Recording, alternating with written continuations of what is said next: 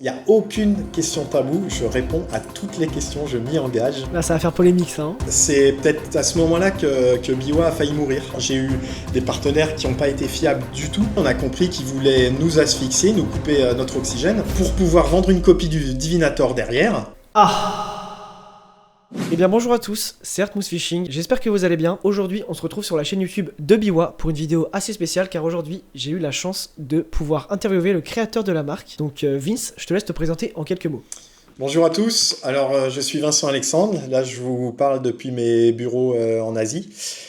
J'ai créé la marque Biwa en 2008, donc quand je vivais à l'époque encore en France, et où j'étais pêcheur de compétition avec mon frère Mathieu. Donc à cette époque-là, nous on était des très très grands passionnés de pêche au carnassier en compétition, donc on a fait des compétitions dans toute la France, mais aussi un petit peu en Europe, en Espagne, en Italie. Et il y a une pêche sur laquelle on était vraiment concentré et qu'on aimait vraiment bien, c'était la pêche du brochet, spécialement des gros brochets. Donc c'est une pêche sur laquelle on a travaillé avec mon frère, et on avait vraiment à cœur de faire du résultat en compétition. Donc il s'est trouvé qu'à une époque, sur les lacs alpins, on n'avait pas les produits qu'il nous fallait. Et à cette époque-là, mon frère a commencé à travailler sur le concept d'un shad avec lequel on avait monté une palette à la place de la queue, à la place du paddle tail, et qui a donné naissance au Divinator. Donc ce shad, rapidement, ça a pris un petit peu comme un feu de paille, parce qu'on a eu de très très bons résultats en compétition. On a gagné une grosse compète au lac du Bourget en 2008. Évidemment, on n'était pas avare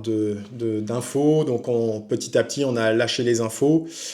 On expliquait aux compétiteurs comment on faisait notre montage. De fil en aiguille, on a fait réaliser ce produit en production à grande échelle, et on l'a commercialisé en France. C'est comme ça qu'est né Biwa à cette époque-là. Et de fil en aiguille, moi j'ai quitté la France, je suis parti m'exiler en Asie parce que par passion, hein, c'est vraiment la passion de ce pays-là, la passion de la pêche, la passion de l'industrie qui m'a guidé à m'expatrier depuis maintenant plus de 15 ans. Ok, bon ça tu nous en diras plus un peu plus tard. Parce que Biwa aujourd'hui c'est une marque reconnue, mais à la base tout est parti d'un seul produit. Donc est-ce que tu peux nous raconter un peu comment tout a vraiment commencé ?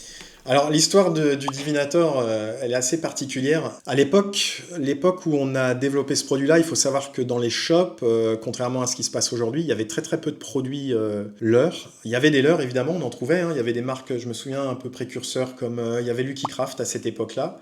On trouvait des produits de chez Rapala, et puis en dehors de ça, il y avait un gros déficit de marques, et à ce moment-là, on ne trouvait pas les produits qu'il nous fallait. Et nous, en fait, l'approche qu'on avait sur les grands lacs alpins, c'était quand même une approche assez particulière. On pêchait beaucoup entre 10 et 20 mètres de fond.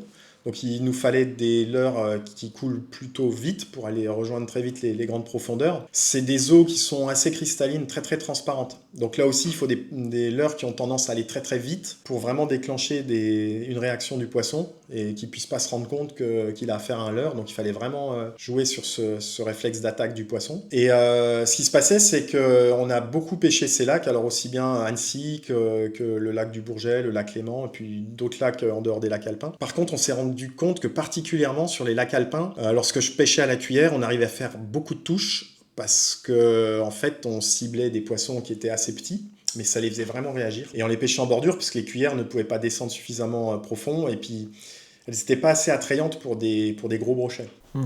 Et mon frère qui pêchait lui avec des gros shads prenait beaucoup de touches, mais sur 5 touches, il faut savoir à l'époque, le ratio sur 5 touches, on arrivait à rentrer un poisson. Et pour nous en compétition, ça suffisait pas, on pouvait pas se satisfaire de ce résultat-là. Il nous fallait vraiment quelque chose qui puisse nous permettre de faire des gros poissons de façon régulière. Ok. Et du coup, en réfléchissant un petit peu, Mathieu a commencé à se dire, tiens, mais la cuillère fait réagir, mais on prend du petit poisson. Le gros shad est pas mal pour des poissons plus gros, mais souvent c'est des piquets ou c'est mal engamé, donc les poissons se doutent que ce leurre-là est pas un vrai poisson. Et donc il a commencé à faire des premiers prototypes en mettant une queue une palette sur des queues de shad. Et là, franchement, ça a été une apparition, quoi. Ça a été... On est vraiment tombé sur quelque chose où on s'est dit, mais c'est juste incroyable. C'est-à-dire que nous, on pêchait déjà au leurre depuis des années, on connaissait beaucoup de produits, beaucoup de leurres, beaucoup d'endroits, de spots, de rivières, de techniques, mais on n'est jamais tombé sur un leurre qui nous avait époustouflé de cette façon-là. Donc on s'est tout de suite rendu compte en fait qu'on était tombé sur un truc de dingue. Et à ce moment-là, alors c'était juste à la préparation avant une grosse compète qui réunissait 100 bateaux sur le lac de Bourget. Et 15 jours avant, on essaye ce produit-là. Mathieu l'avait déjà essayé auparavant, il m'avait dit bon ben Bourget ça devrait aller et tout. J'étais un peu surpris, je dis t'as un peu confiance, ça va quand même être une date qui va être difficile et tout. Il me dit non mais là ça va le faire. J'avais pas trop capté parce que c'était pas une pêche facile, c'était vraiment assez aléatoire parfois. Et donc 15 jours avant, on y va ensemble. Et lui, il faisait un peu exprès, et il avait bien compris qu'il y avait quelque chose de dingue avec ce leurre-là. Et moi, je l'avais jamais essayé. Et donc, j'essaye le truc. Effectivement, on fait poisson sur poisson. Alors, on travaillait évidemment avec l'éco-sondeur parce que c'est des grands lacs. Il faut quand même repérer les bancs de poissons. Et en repérant les bancs de poissons, on s'arrête, on jette. Premier lancer, première touche, deuxième lancer, deuxième touche. Et à chaque fois, les poissons, on les rentrait. C'était pas des touches où, ce qui arrive souvent au Bourget avec d'autres leurres, tu lances, tu prends une touche, et puis plus rien. Là, non, on prenait des touches, c'était engamé, c'était fait, et les poissons étaient sortis à chaque fois. C'était incroyable. Ouais. Vraiment dingue. Donc là, t'as trouvé le combo gagnant, quoi. En comblant un shad avec une palette, finalement, c'était vraiment ce qu'il fallait, quoi. Bah là, alors il y a eu ça, et puis il y a eu d'autres choses qui m'ont fait halluciner. C'est que ce jour-là, en fait, c'était une journée catastrophique. C'est-à-dire que personne ne prenait de poisson. Nous, on a croisé énormément de bateaux, et tous les gens avec qui on discutait, on leur demandait alors qu'est-ce que ça donne, vous avez pris un peu de poisson et tout le monde nous disait c'est la cata, ça fait 2 mois qu'on prend pas un poisson. En général, la pêche du brochet, elle est beaucoup plus animée à partir de septembre-octobre sur ces lacs-là, c'est comme ça. Et là, c'était très difficile pour tout le monde. Et en fait, nous, on a fait énormément de poissons, et on a fait des jolis poissons. Donc on s'est dit, mais c'est juste dingue. Parce que les gens qu'on croisait, en plus, c'était des locaux. Il faut bien replacer les choses dans leur contexte. Le lac du Bourget, à cette époque-là, c'était des lacs où il y avait 2-3 pêcheurs le week-end, basta, quoi. Aujourd'hui, la pression de pêche, elle est énorme. Des bateaux, il y en a, je sais pas, il y en a 15, 20, 30 par week-end. Enfin, ça fait très longtemps que j'y suis pas retourné, mais de tous les échos et de la dernière fois où j'y suis allé, nous, on a vraiment vécu une époque bénie sur ces lacs-là. C'est-à-dire qu'ils n'avaient jamais vu, les brochets n'avaient jamais vu un shad à palette, jamais vu un divinator. Donc déjà, il y avait l'effet de surprise, et puis il y avait une quantité de poissons qui était incroyable, vraiment incroyable. Et donc pour l'anecdote, en fait, nous, on a découvert quelque chose aussi avec mon frère sur ce lac-là, c'est que les brochets, c'était des bancs de brochets, les brochets vivaient en bancs. Et ça, c'était une découverte pour nous parce que c'est vraiment particulier au lac alpin ou à ce type de grand lac, à ce type de biotope. C'est assez différent dans beaucoup d'autres endroits, dans certaines rivières ou d'autres lacs. Mais le Bourget abritait vraiment des populations qui étaient des brochets qui vivaient en bancs. Et comme tous les bancs de poissons, on a vite compris une chose, c'est que les bancs en fait se regroupaient naturellement parce qu'ils étaient issus de la même éclosion. Et donc du coup, on avait des bancs énormes de petits brochets de 40 ou 50 cm, des bancs un petit peu moins énormes de brochets de 60-70, puisqu'il y a de la mortalité, de la prédation et des choses comme ça, et puis des bancs un petit peu plus petits de brochets de 80-90 et ainsi de suite. Mais il se trouvait qu'il y avait quand même des bancs de brochets qui dépassaient le mètre. On arrivait à voir, nous, sur l'écho, on arrivait à se dire, ben tiens, là, il y a 5-6 poissons, donc c'était un petit banc, mais on voyait que les échos étaient beaucoup plus forts que les autres, donc on savait que c'était un banc de très gros poissons. Et donc là, pareil, quand on lançait sur ces bancs-là, résultat immédiat, quoi. Donc on savait qu'on tenait quelque chose qui avait jamais été fait et qui était vraiment, qui changeait la donne sur la pêche du brochet et surtout dans des conditions qui sont plutôt difficiles du fait que le lac soit très profond, que les eaux soient très claires. Donc voilà, on a tout de suite vu que ce produit-là avait un avenir tout tracé, quoi. Ok, du coup, c'est comme ça que vous avez commercialisé en fait votre premier produit, parce que vous vous êtes dit là, il y a un truc à faire. Divinator, là, clairement, enfin, vous lui avez donné un nom du coup à ce fameux prototype de shad avec une palette. Du coup, vous avez décidé de l'appeler Divinator. Et d'ailleurs, mais pourquoi vous l'avez appelé Divinator, ce petit shad à palette? Alors justement, c'est ça qui est assez drôle. En fait, il y a un peu deux significations dans le nom Divinator. La première, c'est que c'était un leurre qui était divin, alléluia. Quand on a vu l'impact qu'il avait et l'attraction qu'il avait sur les poissons, on s'est dit c'est incroyable, quoi. Donc il y avait cet aspect un peu divin. Et puis divinator, c'est deviner, c'est les arts divinatoires. Et en fait, pourquoi ? Parce que sur ces lacs-là, et dans ce contexte de l'époque, il faut bien savoir qu'à chaque fois qu'on lançait le leurre, quand il y avait des poissons en dessous, on prenait une touche automatiquement. Donc on pouvait éteindre l'écho-sondeur, on pouvait lancer n'importe où. Si on prenait pas de touche, ça servait à rien de rester sur le spot, on pouvait décaler de 15, 20, 30 mètres. On lançait, et dès qu'on prenait une touche, on savait qu'il y avait du poisson. Et avec ou sans écho-sondeur, le divinator suffisait à savoir qu'on était sur un banc de poissons ou pas, quoi. Et c'est pour ça que l'idée m'est venue de l'appeler Divinator, parce que c'était vraiment le leurre qui devinait où étaient les poissons, et que si tu lançais sans avoir une touche, bah, tu pouvais passer à autre chose, il n'y avait pas de poisson sur la zone que tu pêchais à ce moment-là. Et vraiment, Ok. c'était vraiment ça. Ouais, c'est incroyable, c'est un détecteur en fait le leurre. Tu balances, si t'as des touches, c'est qu'il y a du Hmm. poisson, si t'as pas de touches, tu peux bouger d'endroit, ça sert à rien, il y a pas de poisson quoi. Ouais, en gros, c'est ça. Et alors, ce qui est drôle, c'est que le succès qu'on a connu avec ce leurre sur les lacs alpins, évidemment, c'est pas démenti sur d'autres lacs, que ce soit dans le sud de la France, sur les lacs landais ou dans des lacs en Auvergne ou partout ailleurs. Et Hmm. puis finalement, ça s'est avéré aussi extrêmement payant en rivière. Donc dans plein de différents biotopes, on s'est aperçu que ben, ça avait son petit effet, quoi. Ah ouais, Et carrément, c'est pour ouais. ça que finalement, effectivement, le produit a eu son succès assez rapidement. Ouais. Ok. Et donc du coup, c'est avec ce produit que vous avez lancé votre marque, toi et ton frère du coup? Ou t'es tout seul ou c'est avec ton Ouais. frère que vous avez lancé la marque? Alors, j'étais tout seul sur le projet. En fait, mon frère, donc lui, était un petit peu entre guillemets l'inventeur, le précurseur sur ce produit-là.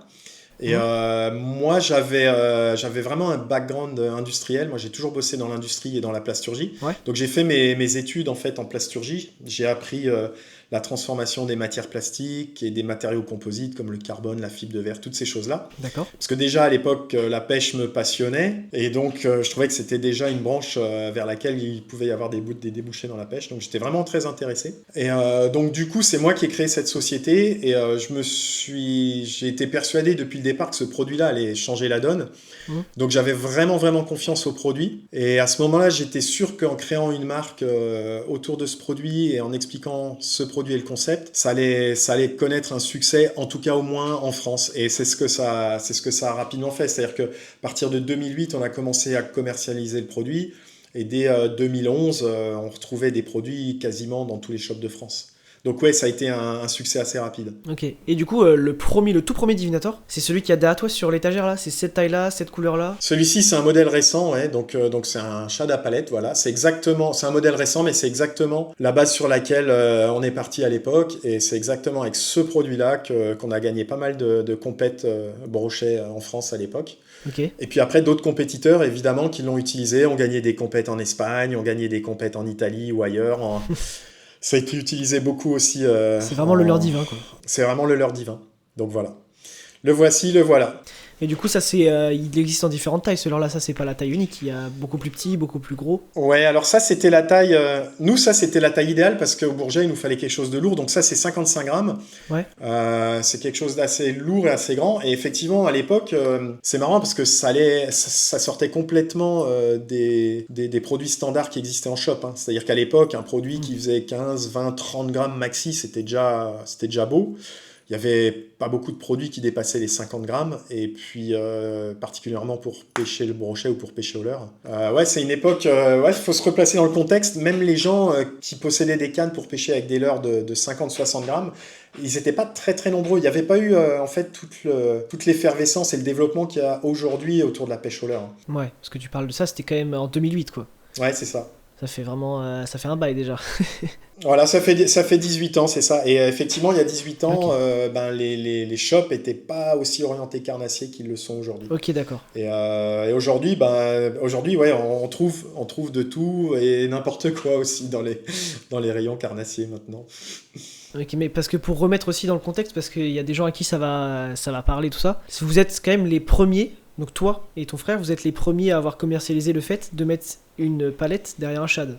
Oh, ouais, alors, il y a eu, avant, il y a eu ce qu'on appelait des tail spinners, hein, donc qui existaient aux US. Donc en réalité, c'était des petits leurres en général, de petite taille, en plomb, qui faisaient 10-20 grammes, où il y avait souvent une palette derrière. Ok. Alors ça, on les avait essayés évidemment, mais ça correspondait pas à notre besoin, parce que nous, on avait besoin d'avoir un gros shad, c'est surtout ça qui déclenchait. En eau cristalline, un brochet, tu le déclenches quand même beaucoup plus facilement sur du gros shad, un peu souple, qui a un aspect visuel beaucoup plus naturel, que sur un petit tail spinner. Donc si tu veux, on a repris cette idée et Ok. on l'a implanté sur un shad souple. En fait, ce qui avait encore jamais existé. Donc effectivement, ouais, c'était une première. Ouais, l'idée, elle était sur un leurre dur, et vous avez mis sur un souple, quoi. En fait, la réelle idée, c'est l'hybridation, quoi. C'était d'hybrider un shad souple Mhm. avec une cuillère. Et Contrairement à ce qu'on peut penser, beaucoup de gens, on connaissait des cuillères aussi, il existait des cuillères véronnées, c'est-à-dire que tu avais la blade devant et le petit véron derrière pour la truite, je sais pas si tu as déjà vu ça. Si ça me dit un truc, ouais. Voilà, en fait il y avait des cuillères véronnées, mais en général souvent les blades étaient placés à l'avant. Ok. Et nous en fait ce qu'on a remarqué, c'est qu'en plaçant la blade à l'arrière, on avait beaucoup plus de résultats. Et surtout, leurre avait une action très très naturelle, tu vois, parce que ça bouge dans tous les sens. Ok. Et le poisson avait l'air vraiment vivant, il envoyait beaucoup de flash. Donc ça, c'était vraiment la grosse différence qu'il y avait en hybridant ce produit. Et en plus, comme nous on était des pêcheurs de compétition, il nous fallait non seulement un leurre qui soit extrêmement efficace, mais il nous fallait aussi une autre chose, c'est qu'on puisse repêcher avec le même leurre sans avoir à le changer, sans refaire un montage et ainsi de suite. Ouais. Donc en réalité, ce qu'on a fait, ça c'est mon frère aussi qui a trouvé cette astuce, c'est qu'on a monté un câble qui passe à travers le leurre. Donc si tu veux, il y a un très très gros câble qui traverse complètement le shad. Et du coup, par rapport nous aux autres compétiteurs qui pêchaient au shad, qui pouvaient se faire couper le shad ou couper la caudale, bah nous on se faisait jamais couper. Et si tu veux, on pouvait prendre un poisson, 2 poissons, 3 poissons et relancer toujours le même leurre sans perdre une seule seconde, sans perdre de temps. Donc il y avait un leurre attractif, mais en plus... C'est pas un leurre à usage unique, quoi. Voilà, c'est ça. Un leurre attractif, mais en plus ultra efficace. Et que t'as pas besoin de changer en compète, quoi, que tu peux garder toute la journée. Okay. Et puis en plus, évidemment, un truc hyper important en compète, c'est un prêt à pêcher. C'est-à-dire que tu l'accroches, tu pêches. Il y a pas, tu vois, il y a rien à faire. C'est prêt à pêcher, prêt à l'emploi, prêt à prendre du poisson. Donc ça, c'était vraiment la force de ce produit-là à l'époque. Ouais. Ok, ouais, puis pas trop compliqué la technique, t'as juste à lancer, ramener, il n'y a pas à faire 36 000 trucs pour que le leurre fonctionne bien au final, quoi. Ouais. Alors en fait, nous on avait trouvé des petites astuces, on le pêchait presque en jigging, mais parce qu'on pêchait très très profond dans des eaux très claires, donc il fallait qu'il aille très très vite. Et puis on le jiguait vraiment pour faire réagir les poissons et pour vraiment les provoquer. Donc ça c'était une approche, mais on s'est vite rendu compte des fois qu'en lançant, en ramenant en linéaire, ça fonctionnait très bien. D'autres fois sur des lacs plutôt shallows, donc avec 2 mètres d'eau, on lançait, on ramenait tout de suite à fond de balle, c'est pareil, ça déclenchait. Donc si tu veux, il y avait différentes approches, différentes techniques. Après, tu peux adapter le leurre en fonction de la réaction des poissons, mais tu peux l'utiliser de différentes manières. Mais effectivement, tu peux l'utiliser comme un shad très classique, tu lances, tu ramènes, et puis voilà, et ça fait le taf. Ça reste plutôt simple, quoi. C'est vraiment facile d'utilisation, open à tout le monde, quoi. Ouais, là, je pense que la force du produit, c'est vraiment ça. C'est prêt à pêcher et c'est ultra efficace, quoi. Donc c'est vraiment ces deux propriétés-là qui ont fait le succès du produit aussi. Ouais. Du coup, j'imagine que tu en as fait plusieurs parce que tu as dû commencer à commercialiser le produit. Vu que après ça restait quand même ton petit produit à toi magique. Les autres, ils devaient avoir bien le seum quand ils te regardaient pêcher et que tu prenais 15 fois plus de poissons qu'eux. Et du coup, après, comment t'as fait? T'en as fabriqué plusieurs, tu les as mis dans un magasin. Comment t'as fait pour commercialiser ton divinator? Alors ça c'est une bonne question. Moi et mon frère à cette époque-là déjà on était beaucoup dans le partage parce que en fait comme la pêche au leurre était encore qu'au début de son histoire en France, nous on aimait déjà faire de la compète et partager avec les compétiteurs. Ouais. Donc du coup c'est un tuyau qu'on a filé aux compétiteurs et donc il y en a beaucoup qui ont commencé à pêcher comme nous avec les protos que nous on faisait dans le garage ou qu'on faisait la veille des compètes au bord de l'eau. Et en fait il y a eu un tel engouement que moi je me suis dit bon bah voilà il faut aller faire fabriquer ce produit là pour qu'on puisse le commercialiser pour que tout le monde puisse en avoir et que tout le monde puisse en profiter. Et effectivement la question s'est posée, c'est que on aurait pu garder le secret et pêcher dans notre coin avec et gagner plein de compètes et tout. Mais l'idée, c'était pas ça. L'idée, c'était de partager. Il faut savoir, nous, qu'à cette époque-là, on pêchait avec des gens qui étaient ultra pointus, qui sont toujours ultra pointus, d'ailleurs, avec des Sylvain Legendre, des Gaël Even, des Samir, des gens qui sont ultra pointus en compète, et qui, eux, n'étaient pas avares de conseils non plus, qui nous ont énormément aidés, qui nous ont appris plein de choses. Nous, on a appris énormément à cette époque de tous les compétiteurs de la FCPL à l'époque. Et donc, on avait aussi envie de partager notre passion et on avait aussi envie de partager nos résultats et nos découvertes. Donc, à un moment donné, on s'est dit, on va faire fabriquer le produit et puis on va le commercialiser. Et justement, le fait que les gens nous connaissaient, savaient comment ça fonctionnait et avaient déjà entendu parler du produit et que tout le monde l'utilisait en compète, bah, du coup, on n'a pas eu de mal à convaincre tous les pêcheurs de l'utiliser, de l'essayer, quoi. Ça, c'est sûr. Ouais, ok. Alors moi, ce que je retiens de ce que tu dis, c'est que, les gars, c'est la mentale des pêcheurs, c'est le partage à la base. Hein. On est tous entre nous, s'il y a un truc qui fonctionne, on se le dit, parce que bon, bah, y a de la compète forcément, mais ça reste quand même un truc bon enfant, et si on a un bon plan, bah, On se le dit. Donc ça, j'aime beaucoup cette mentalité. Suite à ça, du coup, t'as créé ton divinator, t'as réussi à le mettre dans des magasins, etc. Et c'est quoi la suite, du coup? Alors du coup, la suite, qu'est-ce qui s'est passé? Une fois qu'on a lancé ce produit, en réalité, c'était super parce que j'avais vraiment la petite étincelle pour lancer une boîte. Mais après, moi, j'ai toujours eu la fibre entrepreneuriale, donc j'ai toujours eu envie de lancer ma boîte, de lancer un projet comme ça. Mais ce qu'il faut bien savoir, il faut rester réaliste. Lancer un produit pêche, même qui fonctionne super bien en France, bah, ça suffit pas en réalité pour gérer une boîte, gagner de l'argent et en vivre. Donc moi, si tu veux, à l'époque, j'avais toujours cette activité que j'ai toujours à l'heure actuelle de consulting. C'est-à-dire que j'avais une expérience dans la plasturgie, j'avais une grosse expérience dans l'industrie en France, puisque j'ai bossé très longtemps, plus de 15 ans, dans l'industrie française de la plasturgie médicale. Et j'avais l'expérience de la Chine, pour laquelle j'avais supervisé aussi une usine sur place. Donc en fait, toute cette expérience, toutes ces passions, la passion de l'Asie, la passion de l'industrie, de la pêche, a fait en sorte que j'ai décidé de m'expatrier en Chine pour continuer à avancer sur le projet, concrètement créer d'autres produits et créer un catalogue pour pouvoir étoffer la marque, pour pouvoir créer une vraie marque et essayer d'en vivre un jour. À cette époque-là, j'en vivais pas parce que à côté, en fait, je faisais vivre la marque grâce à mon activité de consulting. Donc, je travaillais pour d'autres marques, à la fois de pêche, mais d'autres marques dans l'industrie. Moi, je les accompagnais sur les marchés chinois ou je les accompagnais à développer des produits le pêche ou des choses comme ça. Ce qui me finançait aussi le développement de Biwa en parallèle.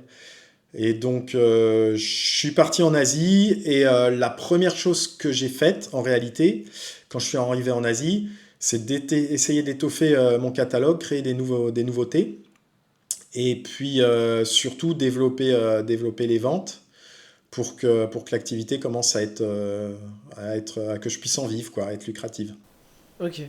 Parce que ça, c'est une bonne question aussi, parce que je pense qu'il y a plein de gens qui essayent de se lancer dans des projets, que ce soit dans la pêche ou autre, mais il y a toujours cette question de quand est-ce que je passe d'activité secondaire à activité principale, quoi. Parce que forcément, il faut payer son loyer, il faut réussir à manger tous les mois, il faut réussir à avoir aussi de l'argent pour investir dans tes produits, quoi. Parce qu'il faut que tu achètes des matériaux pour pouvoir les fabriquer, etc.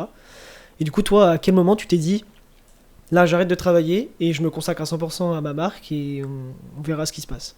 En fait, ça a été très délicat parce que, en fait, ce qu'il faut savoir, pour que j'explique bien, c'est que à la base de ce projet, j'ai tout financé moi-même. C'est-à-dire que j'avais pas d'investisseur. Je suis parti tout seul avec mes petites économies. À l'époque, je devais avoir en poche un billet de 10 000 euros ou quelque chose comme ça, qui m'a permis de créer la marque. Donc le logo, le site web, d'acheter un ordinateur, de louer un bureau, enfin voilà. Okay. Et en dehors de ces petites économies, j'avais rien d'autre. Donc moi, je savais par expérience, j'avais entendu dire en France régulièrement que lorsque tu crées ta société, le plus difficile, c'est les 5 premières années. Si tu arrives à tenir les 5 premières années, il y a des chances que tu t'en sortes par la suite. Donc moi, j'avais un petit peu cette épée de Damoclès au-dessus de la tête en me disant, bon, il faut que j'arrive à passer ces 5 premières années difficiles. Il faut survivre 5 ans. Et si j'arrive à passer, peut-être qu'un peu de chance, je vais réussir à survivre et à créer une marque. Okay. Et depuis le départ, en fait, j'avais aussi une vision. Et ma vision, c'était de créer une marque internationale et une grande marque internationale. Pourquoi ? Parce que à cette époque-là, moi, il y avait beaucoup de marques qui me faisaient rêver, qui étaient souvent des marques japonaises. Pour citer, il y avait Jackal, il y avait Depth, il y avait Evergreen, Megabass. Enfin, il y avait ces marques-là qui, pour moi, ont toujours été vraiment des marques premium, qui ont toujours eu une très très belle image. Ça me faisait énormément rêver et je voulais ressembler à ça. Et en réalité, il y avait un créneau parce que toutes les marques japonaises que je viens de te citer, aucune ne savait pêcher le brochet, aucune ne savait ce que c'était un brochet ou un sandre. Personne n'avait jamais pêché en France, ni au Bourget, ni ailleurs. Et donc, je me suis dit, mais il y a un créneau, en fait. C'est s'inspirer de ces marques-là, de la façon dont ils travaillent, dont ils développent, essayer de voir comment ils font, s'en inspirer pour faire la même chose, mais pour nos poissons à nous, pour nos pêches à nous et pour nos spots à nous. Donc, il y avait vraiment un créneau à prendre. Vers le Japon, tout ça, ils n'ont pas de cendres, de brochets. Eux, c'est principalement quoi Black bass. Alors en fait, toutes ces marques japonaises là que je viens de te citer, Mhm. en grande majorité, la pêche c'était le black bass. Donc Ok. en très grande majorité, ils ciblaient le black bass. Souvent, ils avaient des produits un peu sea bass, donc comment on appelle ça, le bar ou le loup Ouais, le chez bar. vous. Mhm. Et donc voilà, donc souvent ils avaient des leurres mer pour du carnassier mer, un peu tout le type de carnassier. Mais tout Ok. ce qui était eau douce, c'était très très très souvent à 99% pour le black bass. Ok. Donc, si tu veux, on pêchait par défaut avec des produits qui n'étaient pas forcément adaptés à nos pêches et à nos biotopes. Donc, c'est là que je me suis rendu compte à la fois qu'il y avait un créneau à prendre, qu'il y avait une place à prendre, qu'il n'y avait personne, et qu'il y avait moyen de développer ce créneau international, puisque, si tu veux, ces pêches-là et ce créneau à prendre, il peut fonctionner aussi bien en Allemagne, en Italie, en Espagne, où il y a des brochets, des cendres, et où les biotopes, finalement, sont ultra proches de nos biotopes français. Ok. Je sais pas si j'ai répondu à la question ou si je suis parti complètement hors sujet, mais en tout Non, cas, c'est ma si, réponse. si, c'est ta réponse. C'est ta réponse à la question. Et moi, j'ai une question un peu plus fun, qui va intéresser les gens aussi.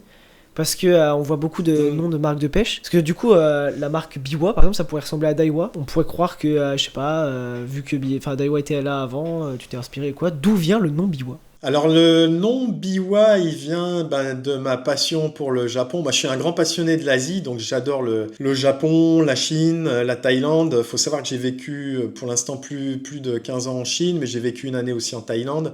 Ok. Je vais chaque année au Japon, je suis un très grand passionné du Japon.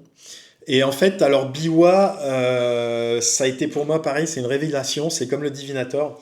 C'est un grand lac au Japon, le plus grand lac japonais. C'est un très très vieux lac qui a plusieurs milliers d'années et qui est Ok. complètement, c'est un lac mythique quoi. Donc les Japonais l'appellent Biwako et ça s'écrit, les Anglais l'écrivent Biwa. Ok. Ko pour Biwako, Ko qui veut dire lac en japonais. Et donc j'ai repris ce nom parce que j'ai été vraiment bluffé la première fois que j'ai mis mes pieds et que j'ai jeté un leurre sur ce lac, par la beauté du site, par l'aspect mythique qui dégage. Faut savoir que en plein milieu du lac, il y a ce qu'on appelle des portes torii, donc des portes des esprits qui s'élèvent à 10 mètres de haut. Donc c'est des portes un petit peu comme dans les temples japonais qui sont peintes en rouge. Et donc il y a tout un mysticisme derrière ça. Et puis moi j'étais déjà comme grand passionné de la pêche. Pour moi il y a tout un côté mystique aussi dans la pêche. Et c'est vraiment un lac qui m'a fait halluciner. Et quand je suis arrivé sur ce lac pour la première fois, je me suis dit mais ce lac, il faut que j'appelle ma marque, qu'elle porte ce nom-là, quoi. Ok. Ce nom, il est trop incroyable. Genre, t'as été au moment où t'as créé ta marque, t'as été sur ce lac-là et c'est bien tombé. Ou t'as été avant, ou t'as été après. Ouais, c'était à cette période-là parce que, en fait, ouais, au moment où j'ai créé la marque, je commençais à voyager de plus en plus en Asie, effectivement, pour trouver des fabricants, Hmm. pour aller prendre de l'inspiration en Asie, et du coup, pour aller pêcher en Asie aussi, tester mes produits au Japon et ainsi de suite. Donc, ouais, je commençais à voyager beaucoup en Asie, ouais. D'accord, ok. Et du coup, tout à l'heure, dans l'introduction, tu nous as parlé que tu habitais maintenant en Asie depuis quelques années. Et Mm. est-ce qu'il y a plusieurs raisons à cela? Est-ce que tu l'as fait que pour ta marque? Est-ce que c'est parce que, comme tu l'as dit, t'es passionné d'Asie depuis tout ce temps? Dis-nous pourquoi, concrètement, pourquoi tu t'es installé en Asie? Ouais, alors c'est une bonne question. Là, il y a beaucoup de réponses. La première, c'est que en fait, j'ai rencontré ma femme qui est chinoise à Lyon, à l'époque où j'habitais à Lyon. Donc à cette Ok. époque-là, elle était étudiante à Lyon et elle a appris à parler le français. Donc on s'est rencontrés à ce moment-là, encore à l'époque où je vivais en France. Ok. Et voilà, hasard de rencontre. À cette époque aussi, il faut savoir que je travaillais pour une société qui m'envoyait tous les mois en Chine pour Hmm. superviser un site de production. Donc moi, je faisais des allers-retours tous les mois en Chine. Et voilà, donc c'était un pays qui n'était pas étranger pour moi, que je connaissais et que j'aimais énormément. J'aimais beaucoup sa culture, j'aimais beaucoup les gens et j'aimais beaucoup y vivre en fait. Ok. Voilà. Donc il y avait ces deux paramètres. Et puis il y avait le troisième paramètre qui était le paramètre business et biwa. Et je sentais bien que si je m'installais en Chine, si j'apprenais à parler le chinois et que je me rapprochais des fabricants, et ben pour moi, ce serait beaucoup plus simple et beaucoup plus efficace pour développer mes produits et pour faire du bon travail, quoi, en fait. Et D'accord, ok. tout ça mêlé avec le plaisir que j'ai à vivre dans ce pays-là, on fait que voilà, on s'est décidé avec ma femme de quitter la France et de partir s'installer en Chine. D'accord, ok. est-ce que tu aurais vécu des galères que tu pourrais nous partager tout au long de la création de ta marque ou jusqu'à aujourd'hui? Des galères dont tu aurais envie de nous parler? Je sais pas, peut-être que la marque a eu des problèmes ou tout s'est bien passé? Alors de l'extérieur, quand on en parle comme ça ressemble un peu à un conte de fées et ça a l'air d'être la vie est un long fleuve tranquille, mais en réalité non.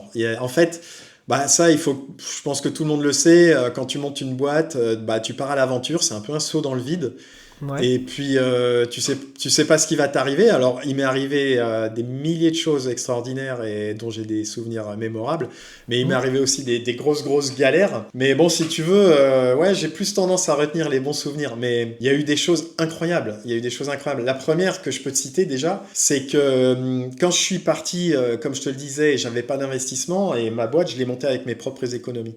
Mhm. Donc, arrivé en Asie, j'ai commencé à lancer des productions et je me suis rendu compte que lancer des productions, bah, il fallait avancer de l'argent aux producteurs.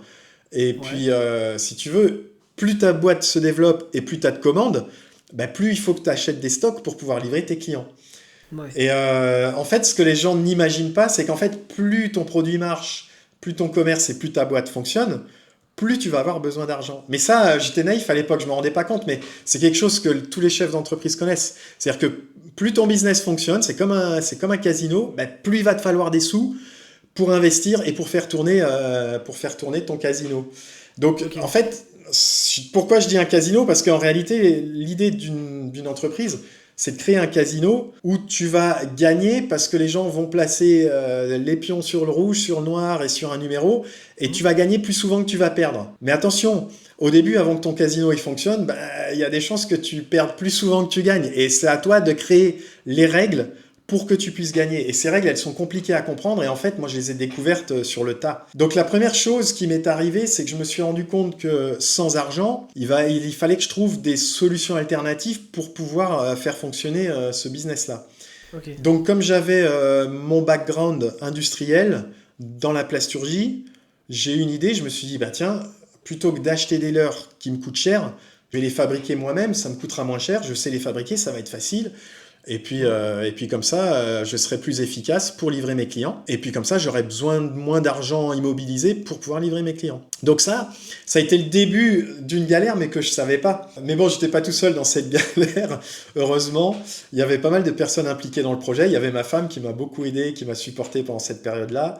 J'avais un designer français à l'époque, Florian, qui est un super designer qui vit toujours à Bordeaux, qui est venu m'aider, qui a vécu avec moi plus d'un an en Chine. Et puis, ouais, puis j'ai fait des belles rencontres à cette époque-là, parce qu'il y a plein de pêcheurs français qui bossent aussi dans des boîtes de pêche au leurre en France, qui sont passés me voir et tout. Donc il y a eu beaucoup de bons souvenirs.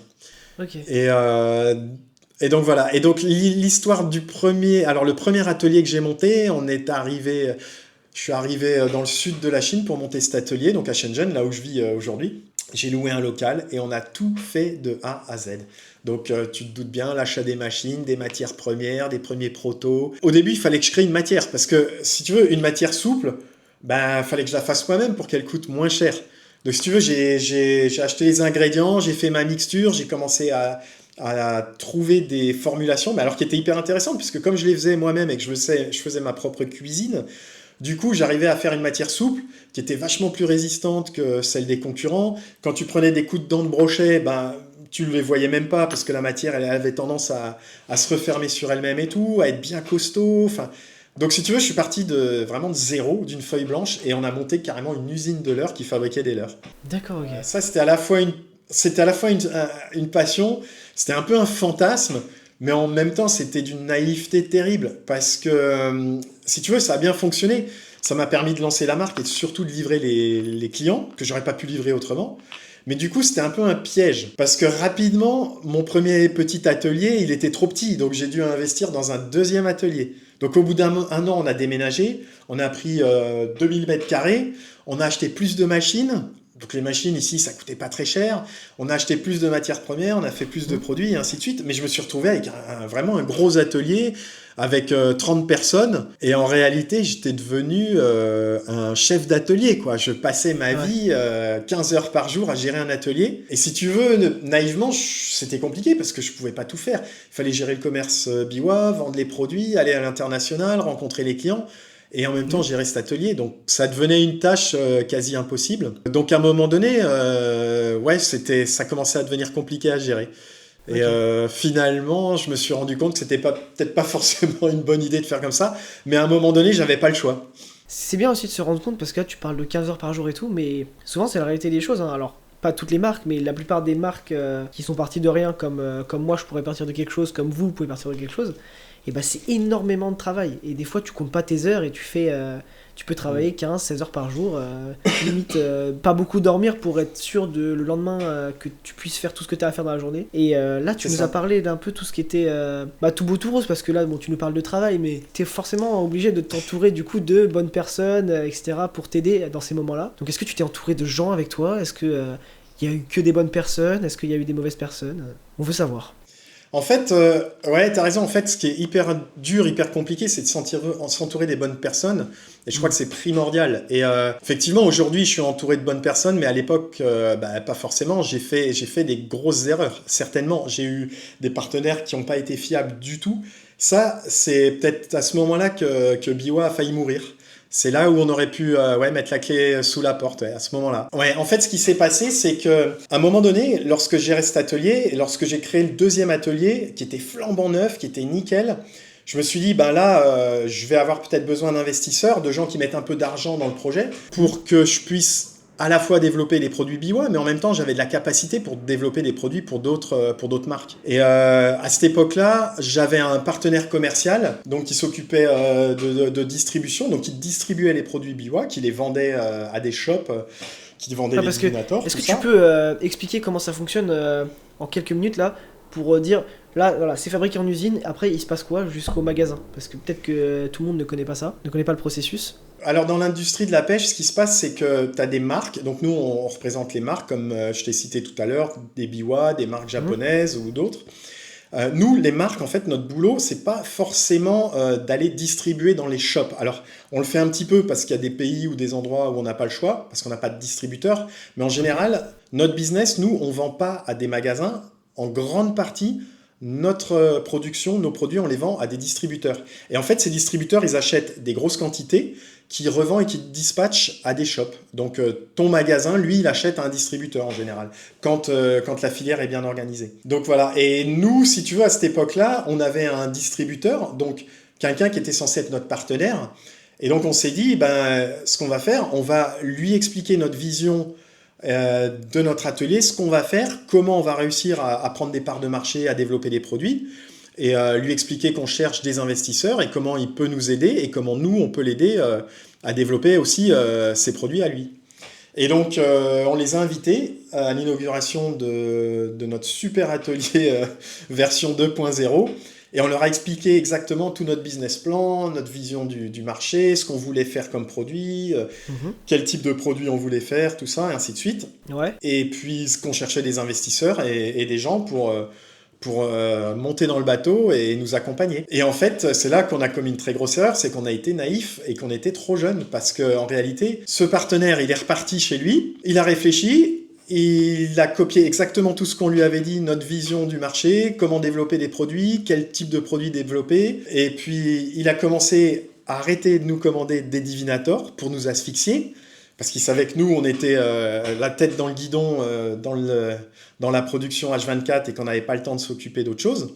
Ouais. Donc il a commencé à nous couper les vivres et ne plus commander de produits. Donc nous, au bout de quelques temps, on s'est retrouvés à vendre plus aucun produit. Il n'y avait plus de divinateur en France et on a été alertés par les shops qui nous disaient « Mais ouais, je comprends pas, Biwa, vous livrez mal et tout. » Et là, moi qui connais les shops en France, je leur disais « Mais comment ça, on livre mal? Nous, on a plein de produits en stock, le grossiste nous en commande plus, quoi. Ouais. » Et en fait, qu'est-ce qu'on a compris? De fil en aiguille, on a compris qu'ils voulaient nous asphyxier, nous couper notre oxygène, pour pouvoir vendre une copie du Divinator derrière, ou alors peut-être nous racheter à bon prix lorsqu'on serait mort, quoi. Donc c'est là où on a compris que les partenaires en fait qui t'accompagnent dans un business, ils ne veulent pas forcément du bien, il faut être hyper vigilant. Ouais, ça c'est pas cool ça. Non, c'est pas cool, mais en fait, si tu veux, c'est une leçon qu'on a prise et qui nous a fait grandir. Ça apprend. On a été naïfs, ça nous a fait grandir. Et puis finalement, si on est toujours vivant et si on est presque, j'ai envie de dire, immortel aujourd'hui, si BioA est devenue une marque qui craint plus rien, c'est grâce à ça. Parce que si tu veux, suite à cette problématique, on a restructuré notre business. On a arrêté notre propre production, c'est-à-dire que moi j'ai refilé en fait tout l'outil de production, toute l'usine. J'ai tout redonné à une famille chinoise qui s'occupe de gérer la production et je leur ai filé des commandes.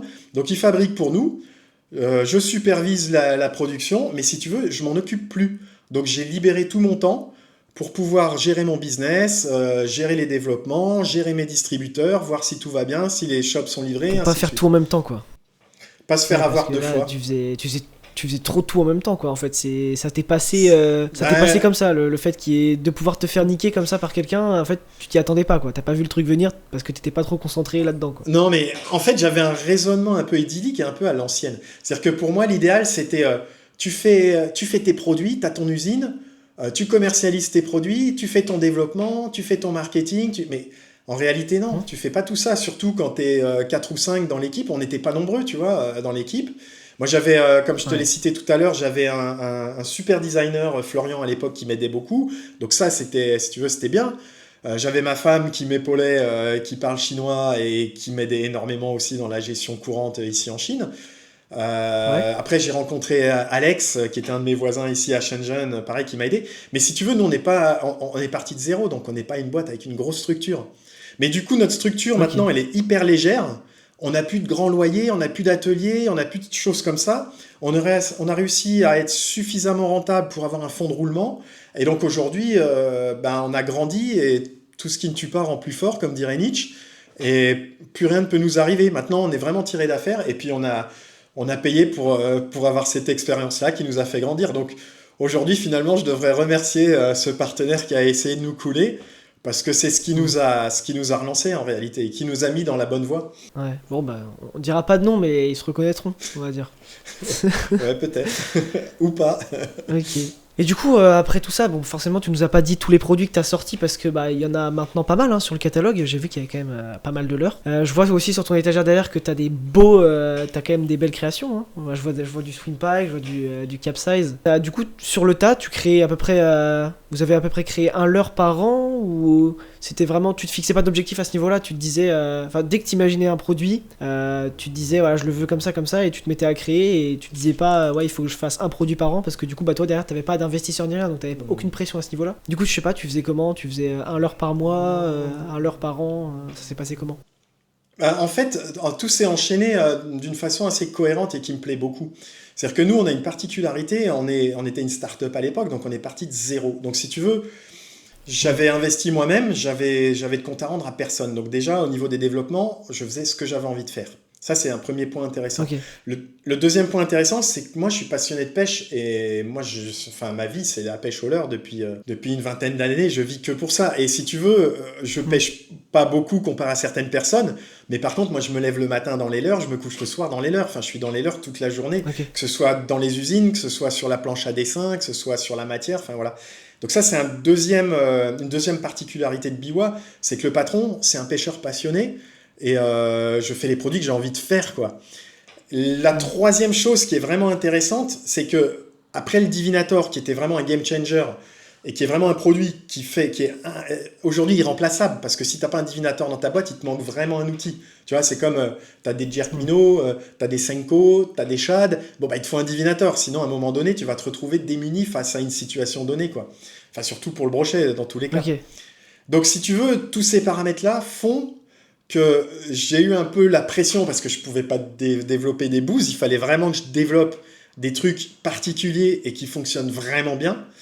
Et donc du coup, la vision qu'on avait de Biwa et qu'on a toujours gardée, c'était des produits qui soient extrêmement faciles à utiliser, donc prêts à pêcher.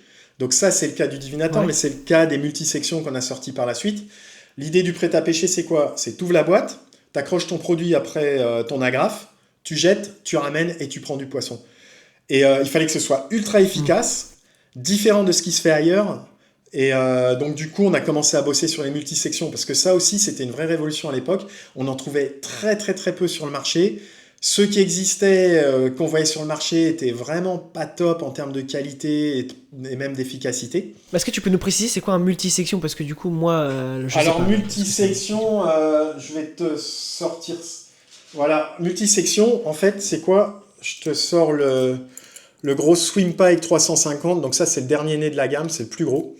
Donc, tu vois, c'est un leurre Ok. qui est composé de plein de segments, et tous ces segments, en fait, sont accrochés après un tissu central. Et c'est quoi l'intérêt de cette Ok. chose-là? C'est qu'en fait, on est sur un leurre dur, tu vois, c'est pas un leurre souple, mais ce leurre dur, il devient très souple par le fait qu'il soit monté sur une tresse hyper costaud en tissu technique à l'intérieur, tu vois. Et ça, D'accord, ça ok. te donne à la fois l'illusion d'avoir un leurre souple, et en même temps, ça te donne une fluidité, une nage et une attractivité dans l'eau qui est juste phénoménale. Donc du coup, nous, on a enchaîné, si D'accord, tu ok. veux, après le Divinator sur ces produits-là. Donc on a le Seven, qui ressemble un petit peu à une perche. On a la Strout, qui ressemble un peu à une truite ou un poisson un peu plus long. Et puis ensuite, on a enchaîné sur le SwimPike, donc qui ressemble à un brochet. Donc voilà, et c'est comme ça qu'on a Ok. commencé à étoffer le catalogue, en prenant soin de faire que des produits qui fassent vraiment la différence en termes de pêche, qui soient incomparables par rapport à d'autres produits, et qui soient vraiment indispensables dans les boîtes. Donc ça, c'était vraiment la philosophie et la ligne de conduite qu'on s'est toujours mise et qu'on se mettra toujours. Ok. Et est-ce que tu peux faire ne serait-ce qu'un petit paragraphe sur le Glide Beast qui est dans le cadre derrière? Parce que perso, c'est mon petit chouchou, je l'adore ce leurre. Et si t'en parles pas dans l'interview, je suis sûr que ça va faire plus d'un homme en colère. La chose qui peut être intéressante, ouais, on peut en parler dans l'épisode 2. Je pourrais vous montrer Ouais. ces produits-là que j'avais dans les étagères là. Carrément. Et ce qu'on peut faire aussi, je sais pas si tu veux, mais Ils sont magnifiques. on peut faire gagner un Glide Beast ou on peut faire gagner un SwimPike ou un truc comme ça. La réponse, ça peut être quel a été le premier leurre développé par Biwa, par exemple. Quel est le leurre qui a lancé la marque Biwa? Si vous avez la réponse, on peut faire gagner quelque chose. Ouais, ou alors celle-là, vu qu'elle est vachement facile quand même, celle-là. Moi, je pense qu'on peut plutôt demander en quelle année a été créée la marque, du coup, parce qu'on l'a dit dans l'interview plusieurs fois. Alors dans ce cas-là, on peut corser. On peut corser en quelle année a été créée la marque et avec quel produit. Donc voilà, donc il y a, tu fais gagner quoi? Qu'est-ce que tu veux leur faire gagner? Un SwimPike, un Divinator Ouais. et puis un Glide Beast. Ok, donc pour gagner soit un SwimPike, soit un Divinator, soit un Glide Beast, et ce sera au hasard, dans les commentaires, on prendra quelqu'un qui aura répondu à la question suivante. En quelle année a été créé Biwa et avec quelle leurre? Donc voilà, donc cet épisode 1 de l'interview de Vince qui nous a raconté l'histoire de Biwa est terminé. Si vous voulez un épisode 2, n'hésitez pas à nous poser des questions dans les commentaires, surtout à Vincent parce que moi je suis l'intervieweur, je ne connais pas mais je pose les questions. Donc voilà, donc n'hésitez pas, je choisirai des questions dans les commentaires qui sont pertinentes et intéressantes et auxquelles Vince voudra répondre. N'oubliez pas le concours pour gagner un SwimPike, un Divinator et un Glide Beast. Si vous voulez soutenir la marque, n'hésitez pas à vous abonner, à lâcher votre plus gros j'aime et à nous dire ce que vous avez pensé du premier épisode dans les commentaires. Les gagnants pour le concours seront annoncés dans l'épisode 2 au tout début. Voilà, au tout début, on donnera la réponse à la question et on donnera les gagnants. Donc voilà, donc sur ce, on va vous laisser. Vince, est-ce que tu as quelque chose à dire pour clôturer cet épisode 1? Ouais, je voudrais déjà te remercier pour l'interview. Je sais que c'est un gros boulot et Avec que c'est pas plaisir. facile comme travail. Donc je te remercie déjà pour cette interview. C'était un vrai plaisir de répondre à ces Avec grand questions-là. plaisir. Je trouve que tes questions étaient très pertinentes. J'espère que ça va plaire au plus grand nombre parce que, encore une fois, la passion de la pêche au leurre, c'est quelque chose qu'on partage tous ensemble. C'est quelque chose que je veux continuer à partager et donc je serais super content si j'avais des questions. Il n'y a aucune question taboue, je réponds à toutes les questions, je m'y engage. Donc ça, c'est une promesse de ma part et je serais content d'avoir un maximum Aïe de aïe questions. aïe. Et Là, ça va faire polémique ça. Hein. voilà, donc merci à tous et puis j'espère qu'on se reverra vite sur l'épisode 2 et puis qu'on aura des questions intéressantes auxquelles on pourra répondre. Et bien j'espère aussi. Bon bah voilà, donc sur ce, écoutez, c'était Artmousse et Vince et on vous dit à la prochaine. Ciao. Ciao Artmousse, bye. J'allais raccrocher. Moi aussi.